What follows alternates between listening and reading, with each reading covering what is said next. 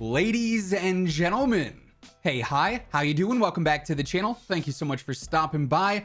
Warzone has an ever-expanding arsenal, as we know. Obviously, it started first with the Modern Warfare era. We had all the Modern Warfare guns included in Warzone, and that was really cool because the gunsmith in Modern Warfare allowed to build these sort of special secret weapons that weren't actually in the game, but through all the various attachments in the gunsmith, you could build these secret weapons like the G36, the Scar from MW2, so on and so forth. Then we obviously saw Cold War added in. We got all the new Cold War weapons. The game expanded to having over 80 plus weapons in the game. And then we got the Vanguard integration. And now currently we're sitting at over 100 weapons in the game. And coming up here at the end of the year, this fall, we're going to see another Warzone integration with MW 2022 or Call of Duty 2022 technically. And so you gotta ask, at what point are they going to ever remove weapons from Warzone? Are they ever going to vault weapons? Because we're going to see at some point, if this continues, 200 plus weapons in the game, 250 plus weapons in the game, and that's getting to some overwhelming points. Honestly, it's already kind of overwhelming with how many different attachments and how long it takes to level weapons up. It's getting pretty extreme. So today we're talking about the potential vaulting update. What could potentially be going on when MW 2022 is integrated? What's going to happen to the weapons? How could they ever actually successfully remove weapons from the game without hurting players who went ahead and bought bundles for these weapons and put time in to rank these things up? It's definitely a very interesting conversation. As we go over it, if you enjoyed the video, let me know by dropping a like on it. And of course, if you're new to the channel, feel free to subscribe with your notifications turned on. But like I said, when MW 2019 launched, it had 39 base weapons. And of course, like any regular COD game, throughout the course of the following seasons, it had multiple new melees and ranged weapons added into the game as well to bring that total weapon count higher and higher. Same deal happened with Cold War, and the same is happening with Vanguard now. Currently, there are over 120 weapons in Warzone. That includes all the new melee blueprints and everything, which account for a decent chunk of those. And by the time that Vanguard is over and we've seen all 6 seasons of Vanguard, we're probably going to be close to 140 weapons, which is pretty insane. You know, obviously adding in 2 to 3 new ranged weapons for the following 5 seasons, and then also a couple of melees as well. You're getting about 4 to 5 per season, and obviously we've got 5 seasons left. So we're looking at close to 140 weapons. And then we got to look at MW 2022. If it is similar to MW 2019, it's probably going to launch with 30 to 40 weapons in total. And if those are all immediately integrated into Warzone, or whenever the MW 2022 and Warzone integration happens, we'd be looking at upwards of 175 different weapons in the game. That is a point that is pretty extreme. And if you're a new player just jumping into Warzone, if you're a very casual player, maybe you only play on the weekends, maybe you only play for an hour or two a day, a couple of hours a week tops, it's going to take you forever to figure out what weapons you want to be using, what weapons are the meta, to actually go in and level them up and have the best attachments for them. That is a very extreme task for a video game that is casual and fun and not really meant to be a chore, right? So from a dev standpoint even, while obviously you want to have a super expansive game and have a lot of options, that's an incredibly overwhelming amount of weapons. So what can they do to combat that and feature only the newest weapons? And would they ever actually vault weapons from the game? Before we get even deeper into this conversation, I do want to share something very, very cool for my friends over at Scuff. All right, my friends, I have just received a special package from Scuff Gaming, and it contains what might be the most highly requested controller that I have ever seen. This is the PlayStation 5 Scuff. I am so excited to finally get my hands on this thing and put it to the test, start using this thing in Warzone, in Caldera. It's going to be a ton of fun. This thing has some brand new thumbsticks specifically for their brand new controllers for the PS5 Scuff and whatnot. It also has the phenomenal Scuff grip, so you have the perfect amount of comfort, but also grip on your controller at the same time. And of course, the iconic paddles on the back.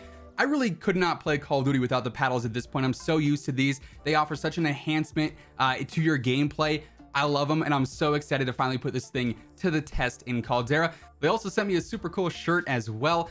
Big shout out to Scuff. Like I said, I could not be more excited to finally get my hands on this controller. And if you want to get a controller for yourself, you already know COD WARZONE has you covered there. Now, getting back to the conversation, obviously, MW 2022 is supposed to be a follow-up, a sequel to MW 2019.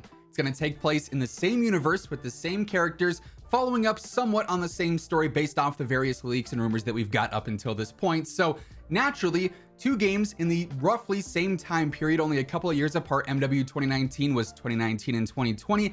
I would imagine MW 2022 is probably going to be 2022 and 2023-ish, right around that time period. There's not going to be a drastic change in the weapon arsenal, right? It's not like you're going from Cold War all the way up to modern day where there's been multiple new developments, multiple new inventions. So for that reason, I think MW 2019 and MW 2022 are likely going to share a handful of the same weapons. Now, obviously, not every single weapon from MW 2019 is going to be in MW 2022. That'd be very boring. It'd make MW 2022 just feel like a story DLC, basically. That's not how they're going to approach it, but some of the more iconic weapons, you could say, would probably transfer over. Something like the M4A1, the AK-47, maybe the Kilo, maybe the FAL, the MP5, MP7, those are pretty iconic. You know, you're going to have weapons like that that are probably going to be similar between the same games, the Kar 98K, for instance. So if they were to go ahead and do that, that's already going to limit the amount of new weapons being added to Warzone because they'd be sharing a similar build from MW 2019 to MW 2022. There really wouldn't be a huge reason for them to have basically double of what is essentially the same exact weapon, identical weapons. So I wouldn't be surprised if they sort of did an MW 2022 version that had some different camos on it, something along those lines. That could be a way to keep some of them in, but not, you know, drastically tick that overall arsenal weapon count up even higher to unnecessary levels. Also, if you look back, like I mentioned earlier, with the Gunsmith in MW 2019, you had a plethora of weapons that could actually be built into different weapons entirely through a select series of attachments. We did a whole series back in the day in MW 2019 building these secret weapons that you could use, things like the AK-74U based off the AK-47. I think we did one for the MP5K and the MP5SD. There were some really cool things you could do with that. I'd expect that to also return in MW 2022, which adds in, you know, multiple weapons per weapon, which is kind of an interesting topic, but something else to take into consideration. But really, the question still stands, how could you realistically slim down this game's weapon arsenal to make it not so overwhelming, but also not anger a lot of players who have bought bundles and blueprints for these weapons? That to me is the biggest barrier. That's the biggest roadblock, because since MW 2019, every single weapon in the game has multiple store bundles based around it. All these weapons have special blueprints. Everyone took the time to go through and rank them up, unlock attachments. Some players went the extra step and got Obsidian and got Damascus and got Dark Matter and Dark Ether on the Cold War weapons, Atomic on the Vanguard weapons. So to have those weapons in the game, be using them now, but then to potentially have them removed would be kind of insulting, kind of annoying, right? Because you spent all that time or you spent all that money on them and now you can't even use them. So it really is a tricky question. Could they actually vault these? And the way that I see them potentially going about it, the only realistic way is splitting Battle Royale into more of a modern day Battle Royale and then more of a, you know, past Battle Royale. Something that combines maybe Vanguard and Cold War together, but then something that has the MW 2019 and MW 2022 weapons together. That way you don't have all these weapons in the game constantly, sort of like what they did this year with Vanguard Royale, where obviously you can only use the Vanguard weapons. You'd still be able to use some of the older ones, but it would not be all together at once. You still, though, would have the whole situation of having 170 plus weapons in the game, which is so incredibly overwhelming for a new player, right? So I would love to hear your guys' input on this down in the comments below.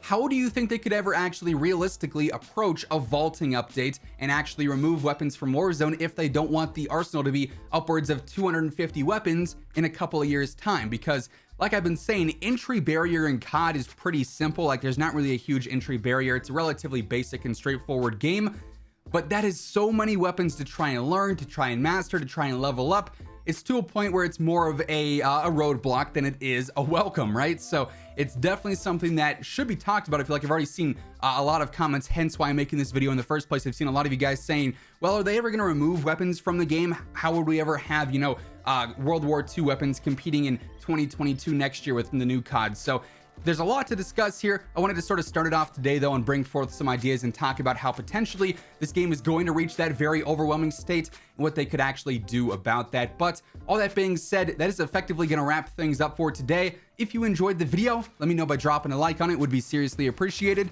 And of course, if you're new to the channel or if you have not already subscribed, each and every single day I got you covered with all things going on in COD, news, updates, loadouts, tips. It is all right here, so feel free to subscribe with your notifications turned on.